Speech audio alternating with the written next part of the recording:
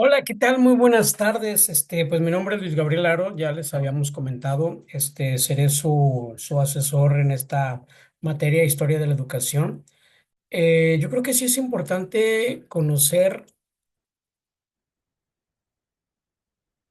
todo lo relacionado a la educación. Si bien es sabido que, pues obviamente, pues todos aprendemos.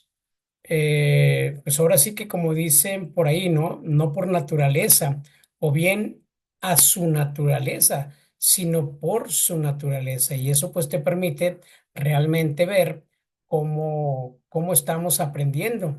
Si nosotros basamos nuestra enseñanza o nuestro aprendizaje en las comunidades educativas, pues vamos a entender un poquito cómo es que se han dado este tipo de materias, cómo se han dado este tipo de aprendizajes, cómo se han dado este tipo de creaciones de la división de materias, etcétera, etcétera.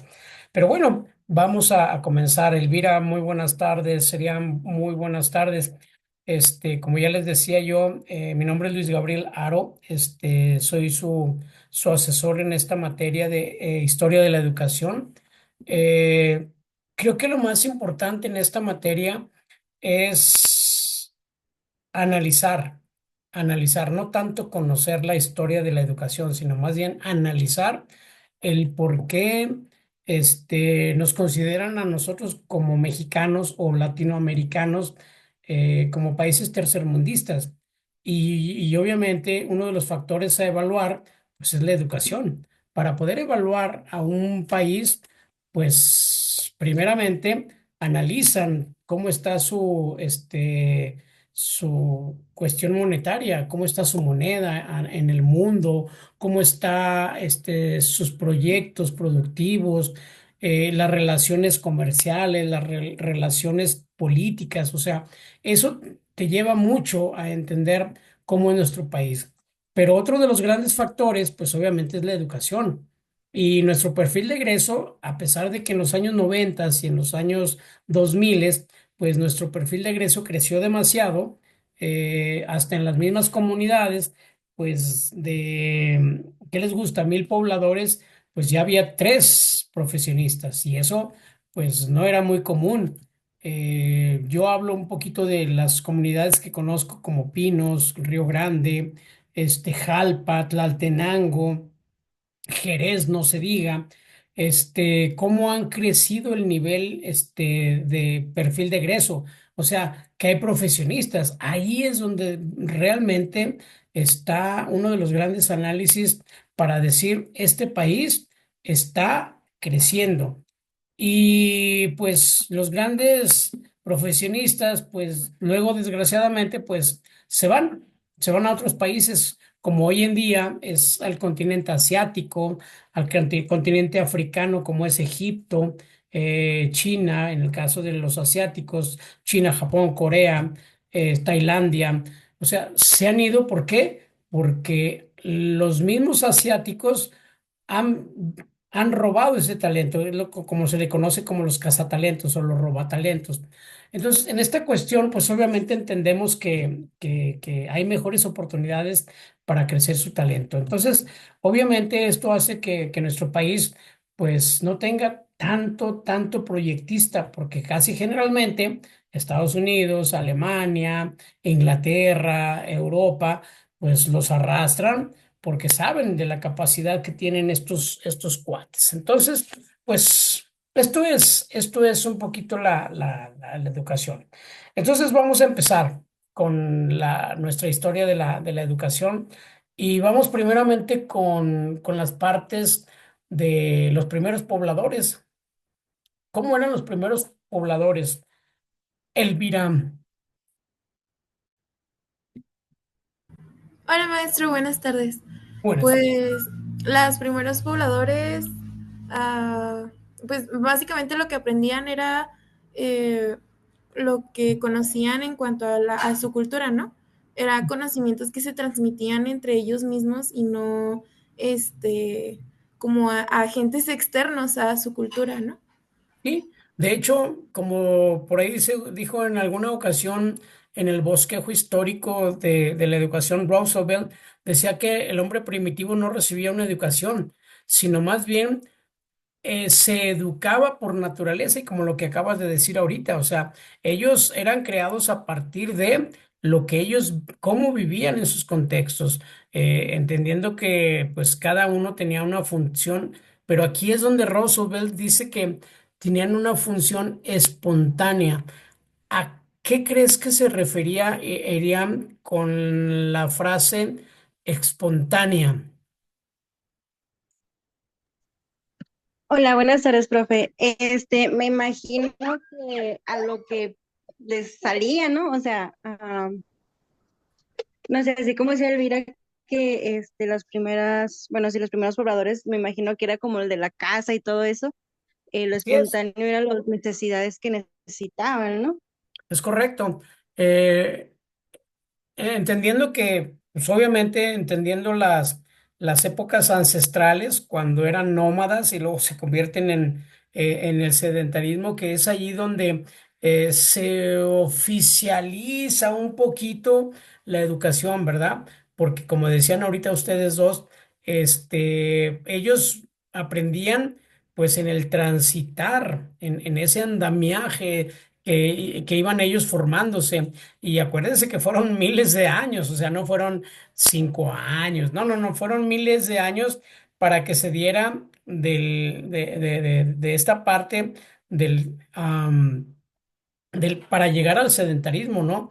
Cuando estaban los nómadas, pues transcurrieron miles de años. Acuérdense que estamos analizando el hombre, no estamos, perdón, no estamos analizando la historia del ser humano, estamos analizando la historia de la educación. Pues, no nos vamos a meter con el Homo erectus, con el Neanderthal y con todos estos, no, vamos a partir de cómo se da la educación y la educación eh, vuelvo a repetir que se le da una parte de oficialización cuando empieza el sedentarismo. ¿Por qué? Porque empiezan a la agricultura, empiezan a la caza, a la pesca formalmente, empiezan a la construcción de utensilios formalmente. ¿Quiénes eran los maestros? Pues obviamente papá, mamá, abuela, abuelo, el jefe de la tribu, el jefe de guerra, el jefe, o sea, esto era como que la escuela primaria, la escuela secundaria, la preparatoria. Ya aprendiste esto, pues bueno, pues ahora te vas a la práctica. Ya eres un guerrero, ahora sí te vas con tu papá, con tu abuelo, con el grupo a cazar o a la guerra o lo que sea. Pero esto era, se puede decir que la primera instrucción educativa. Después de esto, obviamente, empieza la otra parte, que es la agrupación, que es cuando empiezan a generar las jerarquías, ¿sí? Se empiezan a dar jerarquías y dices, a ver, tú, por ser el más viejo, eres el jefe de la tribu. No, pero es que este es más inteligente. Ok, vamos a ver quién pone a quién. Entonces ahí entra la parte, no era democrática, sino que había líderes por guerra, líderes por aprendizaje o cognitividad, el conocimiento. O sea, cada raza tenía sus formas de elección de sus líderes. Entonces, obviamente, desde Europa, Asia, África, nosotros como continente americano, teníamos diferentes formas y esto pues permitía que nosotros también viésemos cómo Europa estaba consolidando ya un poco más acá, ya hablando del año 500, 1500 en adelante. Anteriormente era esto, la distribución de las responsabilidades. Para esto, pues vamos a ver una presentación en la que, pues más o menos, se las voy a compartir, ¿eh? Esta se las voy a compartir para que ustedes la tengan ahí y la puedan analizar. Va que va. ¿Se ve? Sí, sí se ve. Sí, Okiroki. sí, sí, profe.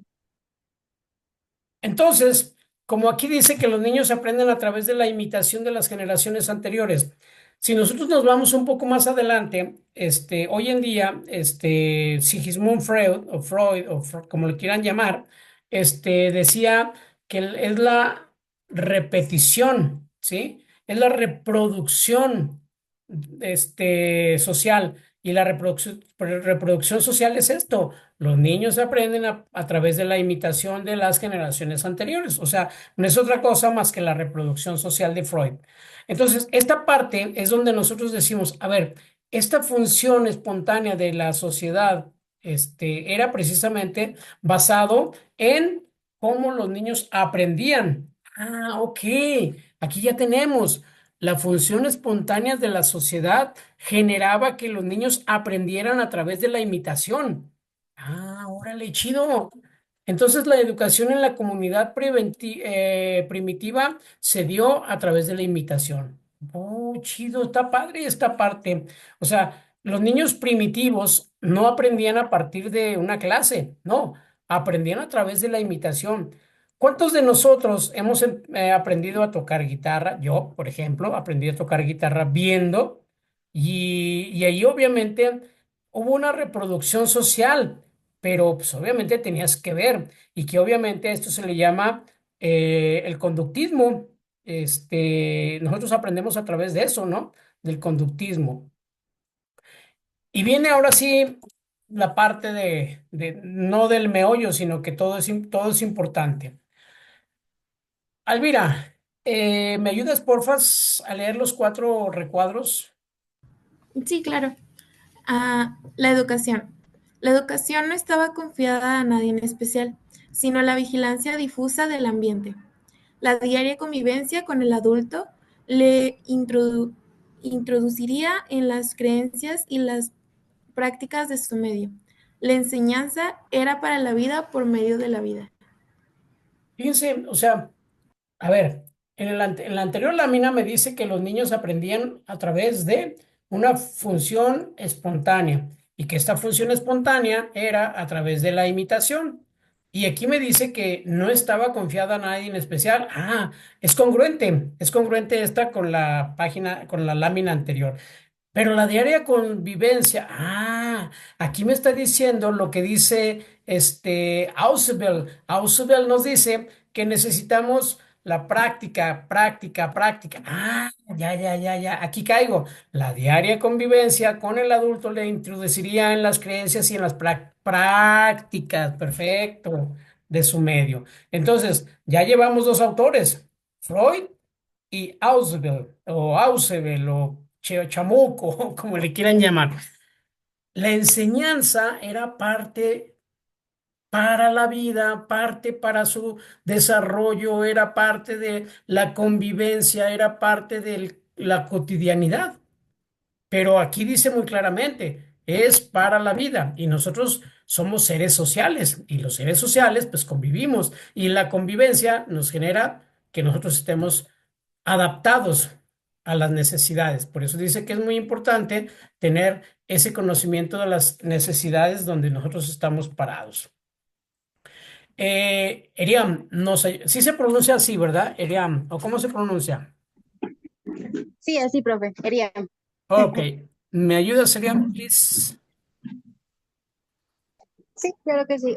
Los fines de la educación derivan de la estructura del ambiente social. La educación es espontánea, integral. Correlacionando, gracias. El niño es espontáneo a través de la práctica cotidiana. Los fines de la educación derivan de la estructura, o sea, derivan de la cotidianidad, de la práctica. Por lo tanto, la educación es espontánea e integral. Para las dos, ¿qué significa espontánea? No, espontánea ya lo describimos. Más bien, ¿qué significa educación integral para ustedes? Quien guste.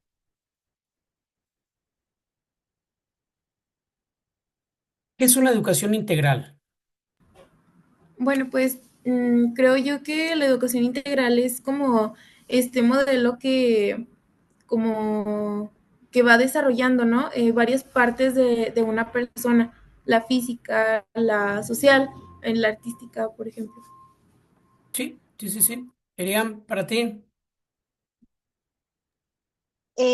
Para mí, bueno, quiere decir que se va bueno, yo siento ¿verdad? Que se va adecuando o adaptando a las necesidades. Ujú. Sí, definitivamente. Fíjense lo que acaban de decir ustedes, ¿eh? O sea, se me hace muy interesante. No lo había visto desde ese punto de vista, pero es totalmente muy, muy, muy válido. Yo soy un excelente. Y ahí iba a decir maestro. No es cierto. Bueno, mm, chantajista, para no presumir tanto. Soy un excelente chantajista, pero ¿qué creen? No es lo que necesito yo ahorita. Yo necesito prepararme en una profesión, porque si no, ¿cómo voy a vivir? Entonces, lo que dice ahorita Ariam es totalmente correcto. Aunque yo tenga un don, o sea, también tengo que ver qué habilidades y destrezas tengo para otras cosas en las cuales, pues obviamente pueda generar una estructura del ambiente social y que sea integral. Integral significa también, junto con lo que comentaron ustedes, significa también que vamos a generar una educación tanto emocional, física, deportes, cualquiera que este sea, artísticos, académicos y obviamente de convivencia. Son 5 factores en los que yo tengo que desarrollarme integralmente. Los 5 tienen que estar formados. ¿Por qué? Elvira, no sé si ahorita tu novio te haya dejado o te haya cortado o tu esposo y emocionalmente no estás bien, no estás en clase atendiendo la clase. Entonces yo te pregunto, oye, Elvira, esto. No, profe, es que no sé. No, sí sabes. El problema es que la cuestión emocional muchas de las veces es más, te atrae más que tu mismo objetivo. Entonces, tu objetivo es en esta clase y en cualquier clase aprender. Los fines de la educación, está muy claro ahí. La nueva escuela mexicana, de hecho, dentro de los fines de la educación nos dice que es aprender a aprender. Fíjate qué padre, ¿no? Aprender a aprender. Y esto lo maneja también Piaget en la redirección del conocimiento. O sea, aprender a aprender. Tú aprendes, pero cuando aprendes, pues también sigues reaprendiendo y cada día aprendes algo nuevo con respecto a ese contexto. Entonces, pero si Elvira no está bien emocionalmente, no va a rendir. Entonces, tiene que estar bien emocionalmente, tiene que estar dentro de su aspecto físico, físico biológico, que muchos llamamos biopsicosocial, porque va dentro de la salud, dentro de la mente y dentro de tu cuerpo. O sea, que todo esté perfectamente bien. Pero también viene la parte académica, que es fundamental, y que tengas una buena convivencia, porque como grandes, sociólogos, grandes educadores, pues lo primero que tenemos que entender es que la pedagogía no necesariamente es para ser maestros. No me voy a desviar del tema, ¿eh? Porque muchas veces dicen, el maestro ya se salió del tema, estaba hablando de esto y luego se cambió". No, hay una correlación, hay una transversalidad, como se le llama en la educación, transversalidad. Transversalidad, supongo que saben perfectamente, pues escogieron esta carrera. Transversalidad es cuando trabajas un tema y que tiene que ver el otro tema, español con matemáticas, matemáticas con artes, así. Entonces, cuando hablamos de pedagogía, la pedagogía no solamente es dar clases, la pedagogía puede ir a cualquier empresa, la Nissan, Aresti, Coca-Cola, en cualquier empresa a ofertar tus servicios como capacitador, como evaluador, como generación de estrategias para la capacitación de la empresa. O sea, como que muchos tenemos la idea de que, es que va a estudiar pedagogía. ¿Quiere ser maestro? No. Yo no quiero ser maestro, o sea, estoy preparándome dentro de la pedagogía porque esta me sirve para entrar en el área de capacitación en recursos humanos, para entrar en el área de actualización. O sea, para esto me sirve la pedagogía. Entonces, ahí es donde tú dices, órale, qué chido. Entonces, sí costea estudiar pedagogía, sí, sí costea. Me regreso al tema. Entonces, cuando tú tienes estos 5 elementos fortalecidos en ti, o sea, pues estás educada integralmente, o sea, tienes todos los elementos básicos para ser un gran profesionista y sobre todo una gran persona. ¿Sí? Continuamos. Cuando nosotros hablamos precisamente de esas situaciones, podemos analizar este punto. Dice, el niño adquiría su primera educación sin que nadie le dijera expresamente, ¿qué es lo que estábamos hablando? En las comunidades primitivas, la enseñanza era para la vida. Los niños se educaban participando con y en las funciones de la cooperatividad, de la colaboratividad. Eso era parte de su formación integral. Durante el aprendizaje, los niños, fíjense lo que, híjole, ojalá y algunos maestros de los años 50, 60, 70 y algunos de los 80 no eran castigados. ¿Por qué? Porque nos dice otro gran filósofo de la educación, Pablo Freire, en la pedagogía de la sumisión, este, cómo nosotros como maestros queremos generar un castigo. Cuando yo, por ejemplo, a ustedes, ahorita que están en esta clase, yo les digo, muchachas, no se preocupen por la calificación, tienen 10. O sea, yo por mí no tengo ningún problema por eso, les pongo 10, pero si ustedes están aquí, están sacrificando, no sé, a lo mejor ahorita se iban a echar una peliculita o iban a ir a algún lado, están aquí. Ah, bueno, pues aprendo algo. Entonces, esto es parte fundamental y es en serio, ¿eh?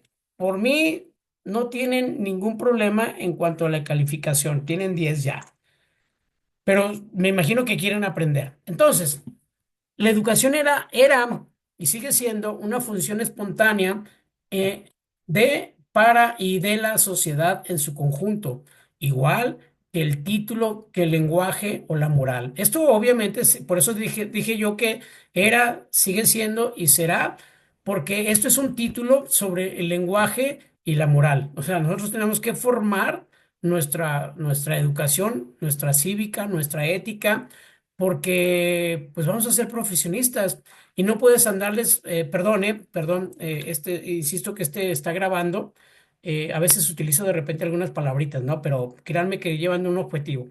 Por ejemplo, yo no puedo llegar a un salón y, güey, siéntate. Pues, o sea, imagínate, ya desde ahí pierdes el respeto con los alumnos, desde ahí.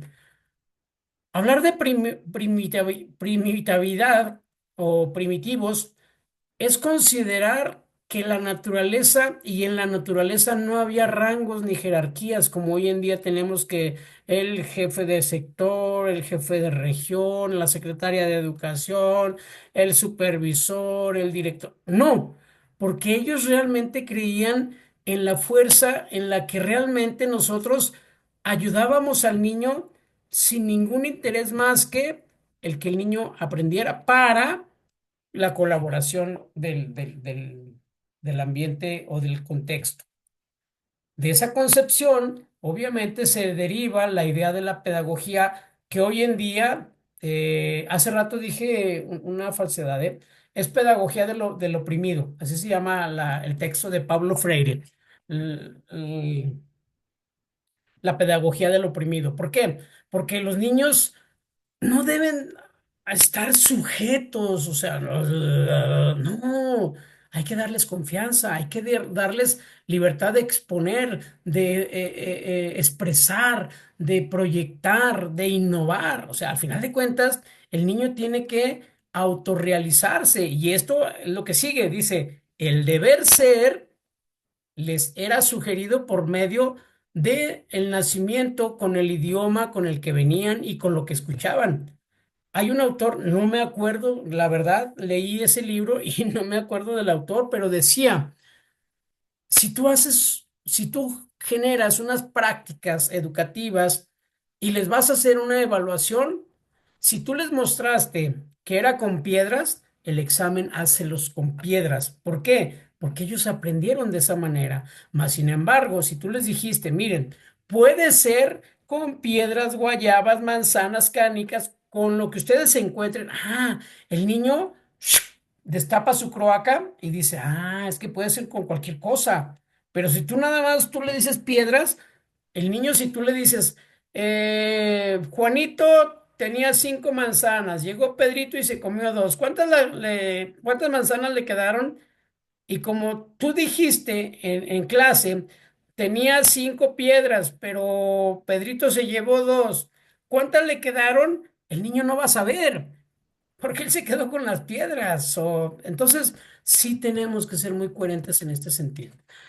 Este, el niño juega, perdón, el niño, después de que todo esto lo transitaba, él no veía negativamente los aprendizajes, como que él en su mente estaban, quiero aprender, quiero aprender.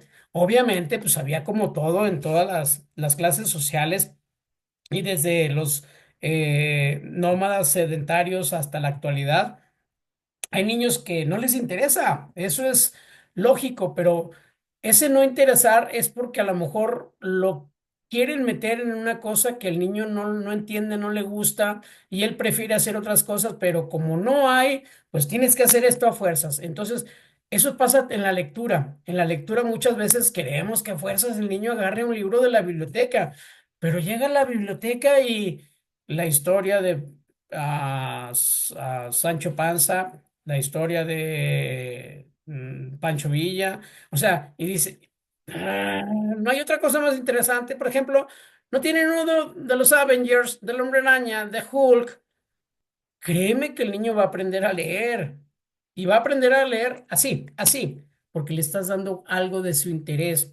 Pero si le das cosas que no le interesan, váyanse a la fregada, yo no voy a aprender. Es lo mismo. Por eso decía, el niño luego de todo esto, nada veía, nada sentía, sino que a través de las maneras consagradas de un grupo, su conciencia era un fragmento de la conciencia social, o sea, trabajaba para las situaciones, pero entendiendo que pues, si no había interés, el niño no iba a aprender. Y por último, el ideal pedagógico consistía entonces en adquirir un sentimiento profundo de lo que había o de lo que no había absolutamente nada, superior a las necesidades y a las necesidades de la tribu. Ojo con esto, ¿eh? Esto está muy interesante para aquellos. Mm, híjole, aquí, ¿cómo ejemplificar? A ver, nosotros estamos en la mina, en una comunidad donde hay una mina y nos llevan la comida cada 3 días, nos llevan nuestras, alacenas. No, no son alacenas, ¿cómo se llaman? Eso de no estar en la cocina. ¿Cómo se ¿Despensas? llama? Que regalan los partidos políticos, hombre. ¿Las despensas? La despensa. Gracias, Elaine. O sea, los propietarios de las minas te llevaban la despensa para que tú no te preocuparas por cosechar ni nada. Entonces, lo único que te interesaba era aprender a trabajar en la mina. Y no te daban oportunidad de innovar. Allí entra precisamente la pedagogía del oprimido. O sea, te decían, esto es lo que vas a aprender. Pero muchas veces, pues los niños tenían poder desarrollar otros potenciales como la música, el arte, que se consagra la música en el arte, pero artes plásticas, matemáticas, español, literatura, no sé.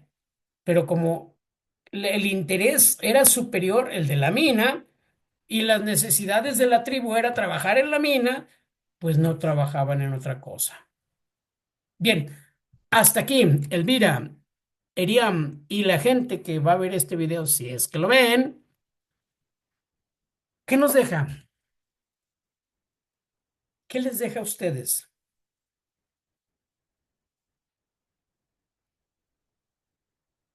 ¿Por dedocracia? Muy bien, Elvira, por favor. Lo que se te haya quedado, no quiero que se aprendan todo, no, lo que te haya quedado a ti. Pues básicamente la evolución de la educación se ha ido desde muchos años atrás, principalmente porque, bueno, creo que también va de aquí el hecho de que antes a las personas mayores se les Ujú. atribuía por ser personas muy sabias, porque eran los que más habían tenido como experiencias, diferentes vivencias, y esto atribuía a que eran personas que podían enseñarte cosas. Entonces, creo que desde ahí viene como esa educación de la supervivencia de las personas, Sí, este, porque, bueno, actualmente todavía se lleva de esa forma, un poco de eso. Y creo que ya. muy bien. Gracias, Elvira. Así te dicen Elvi, Elvira, o Sí, ¿cómo? pues Elvira. Elvira, sí, o Muy sea, bien. Sí, porque yo me llamo Luis Gabriel y a veces se tarda mucho. Luis Gabriel. Pues se tardan mucho, ¿verdad? Entonces casi todos me dicen Gaby. El profe Gaby. Bueno, Eriam, ¿a ti qué te queda de todo esto que estuvimos analizando ahorita? Y bueno, como igual como dijo mi compañera Elvira, me deja que la educación eh, desde mucho antes había educación, más sin embargo no se conocía como tal cual educación, era educación de, pues sí, de sobrevivir, de jerarquía y todo. También me deja pues el tema de cómo, pues sí, como el ejemplo que daba de explicarse, un niño explicas con rocas, que sobre evaluación sea con rocas y así, o sea, no, sí, vaya, no se me entienda. Sí, no, sí, sí, perfectamente, perfectamente. Bueno, en este caso, ahí corta la primera parte de la educación, porque es analizar las épocas primitivas, porque luego de ahí viene la construcción de las sociedades, que es como estaba diciendo yo anteriormente, o sea, empieza a construir a las organizaciones y estas organizaciones, pues obviamente ya empiezan a generar, válgame la expresión, jerarquías. Y en estas jerarquías, pues obviamente empiezan a desglosar las responsabilidades. Tú vas a ser el jefe de la tribu y te vas a encargar a potencializar a los que tengan grandes hábitos, grandes habilidades y destrezas para la guerra. Había otros para la casa, había otros, o sea, y aquí, pero también aquí viene una de las grandes problemáticas que pues hasta el siglo pasado todavía era la discriminación de género. Y este problema, fíjense cómo ingenuamente, quiero pensarlo, ingenuamente nuestros antecesores o nuestros ancestros dejaron crecer, porque es hasta 1950 donde les permiten a las mujeres votar, ser parte, y en los siglos 5 6 7 hubo muchísima producción de mujeres, pero como eran de mujeres, pues no las dejaban crecer. Por ejemplo, una de las cuestiones que yo tengo así aquí en la mente es la LED es inventada por una mujer alemana, pero pues había un tipo colegio, no recuerdo ahorita el nombre para no echarles mentiras, había un tipo colegio de científicos donde exponían los trabajos y pues obviamente no la dejaron participar a ella. ¿Por qué? Porque era mujer. Entonces, regreso al tema, muchas veces me salgo así, ¿no? Pero es como para ejemplificar.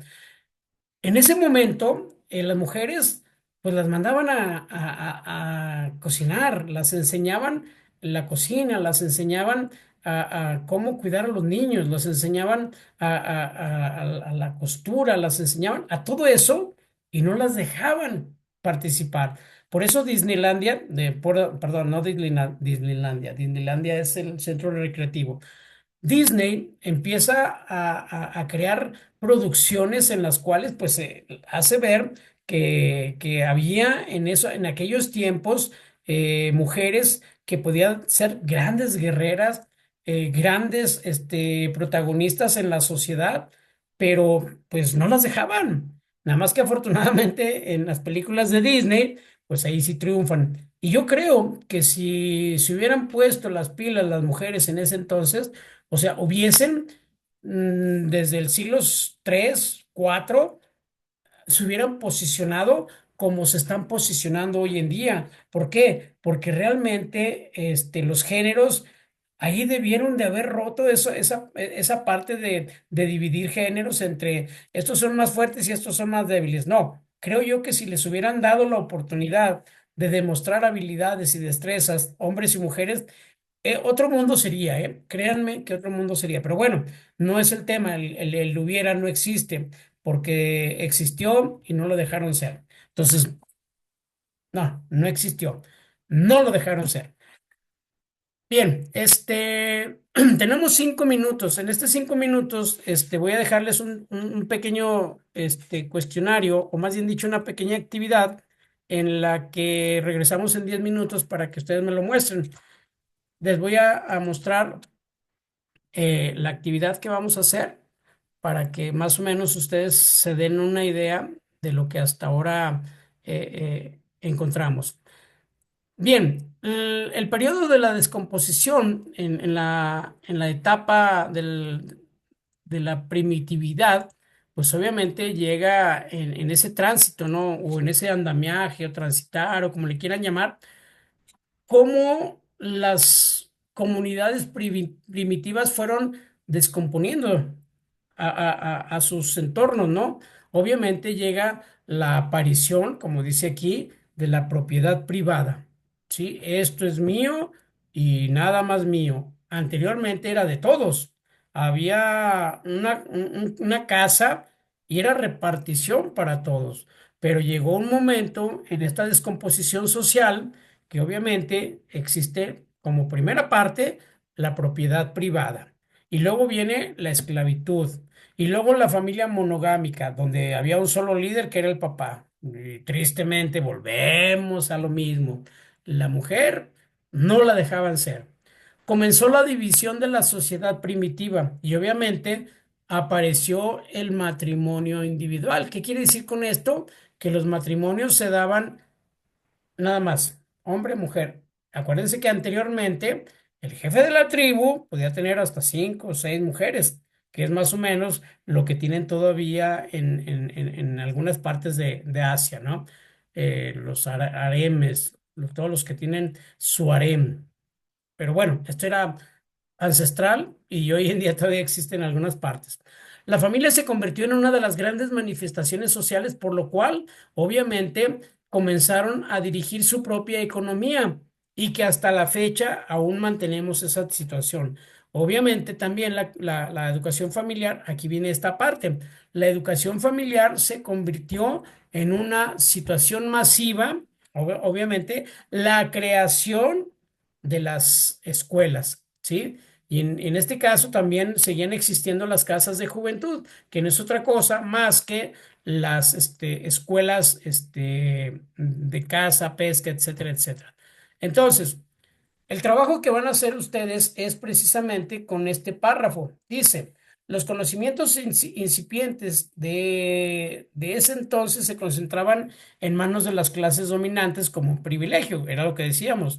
Los grandes, el más fuerte era el bueno, el que cosechaba más era el bueno. Entonces, estas fueron las creaciones de las instituciones, o en este caso, escuelas que se utilizaban para fortalecer el poder de los jefes sacerdotes y ancianos.